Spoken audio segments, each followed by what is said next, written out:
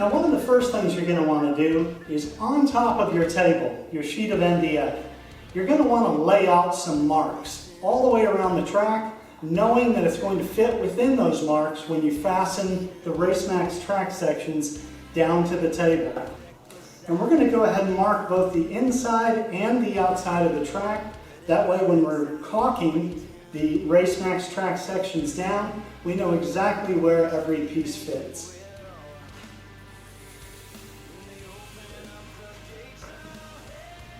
One of the reasons that we're going to use caulk to do this job is, number one, caulk is not so toxic to work with. You can buy non-toxic clear silicone caulk that works absolutely beautifully for fastening RaceMaxx track sections down to MDF. And by the way, we're not going to use too much caulk. We're just going to use a few dabs in a few places because it really doesn't need a whole lot. Once the caulk sets up, this track is not going to move.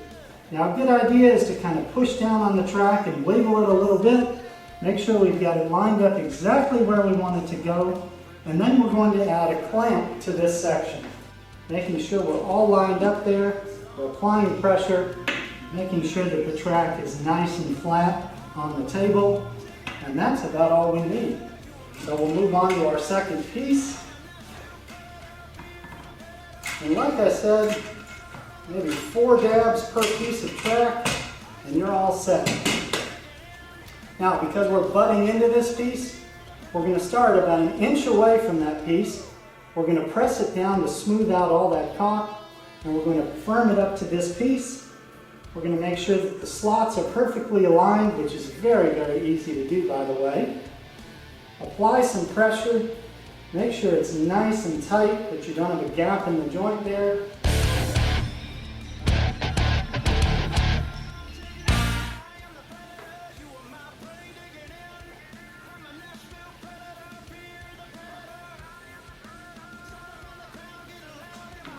Now remember, at the beginning of the video, I outlined the outline of the track and the inside of the track using a pencil.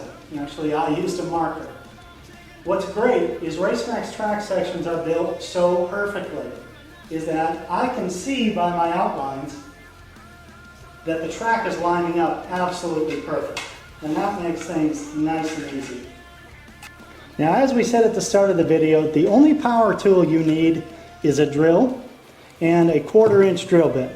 And I'll tell you what, I'm going to go ahead and drill a pilot hole as well using a smaller bit. This is a 1/8 bit. Just making sure I end up right in the center of the braid gang.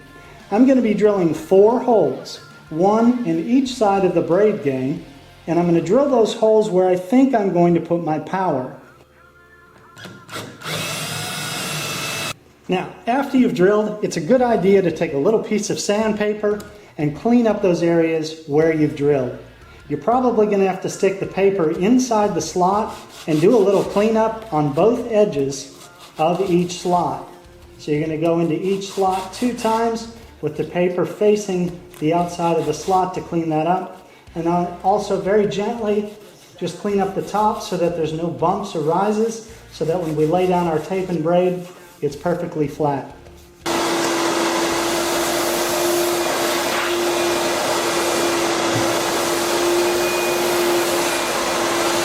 I'm going to go ahead and start applying the tape all the way around the track. I'm going to do all 4 slots. I'm going to leave the paper on top of the tape until we're ready to braid, and then I'll do 1 lane at a time.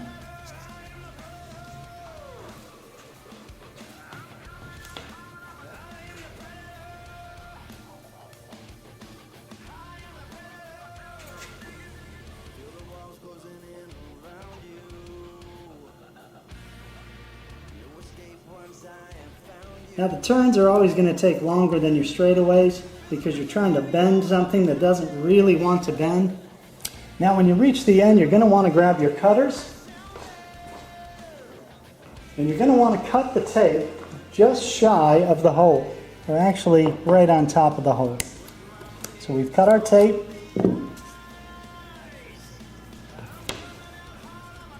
Then we want to finish the tape. and go right over the hole. And that's it.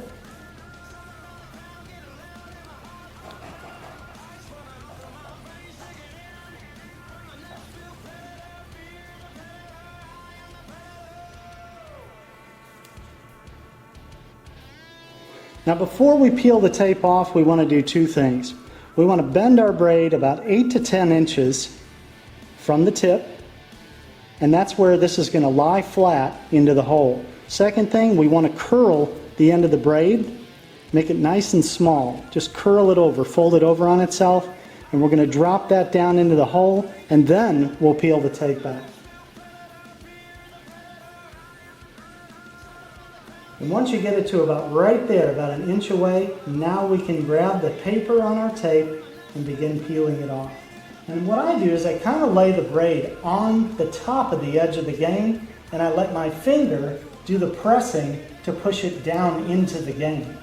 And that way I know that it's perfectly flush with the edge of the RaceMaxx surface.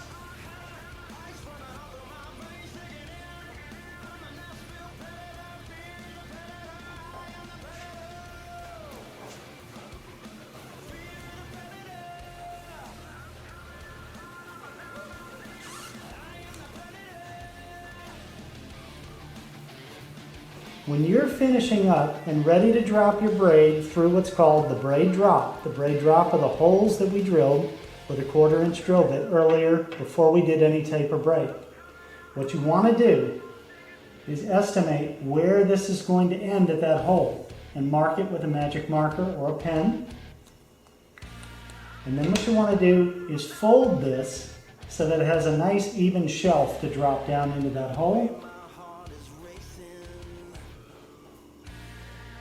All right, and then at the very end of your braid, and again, we've left plenty of extra here. 8 to 10 inches should be good enough, depending on how much you need under your table. You're going to want to curl the end of the braid, fold it onto itself so that it fits down into that hole neatly.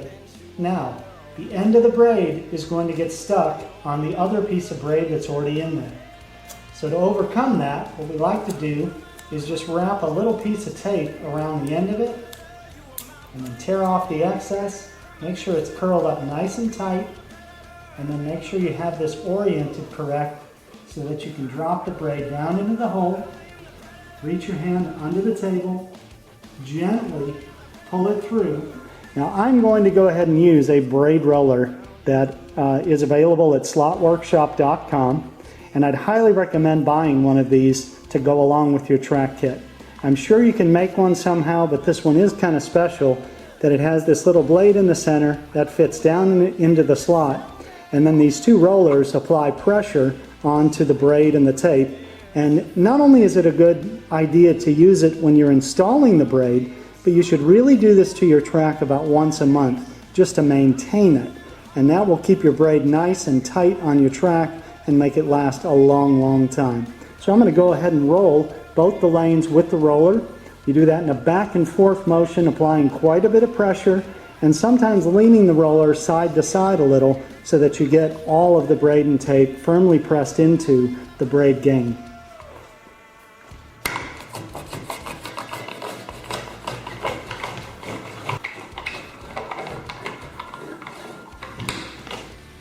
And our track is now completely braided.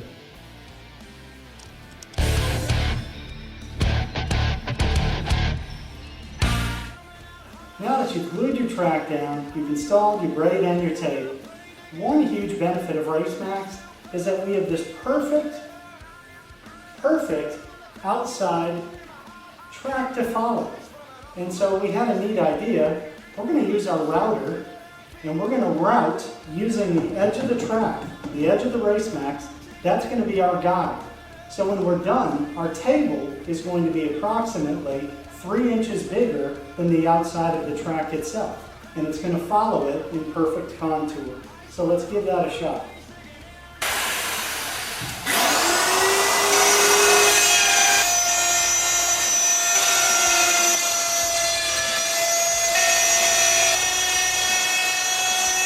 Now, as you can see, the braid is coming through the bottom of our table, and that's where we're going to connect to power. we've done something else. After we routed the edge of the track, we added a little fancy feature. We added some side rail. And Slot Workshop makes side rail for both the 4-lane custom tracks, and that side rail actually wraps on the edge of the track on the 4-lane custom. But the great part is it can also be used as the edge of a table. And you can order our flame pattern or even have a custom pattern made with just about any logo name or company name you'd like put on it. So thanks for watching our installation video, and let's start racing.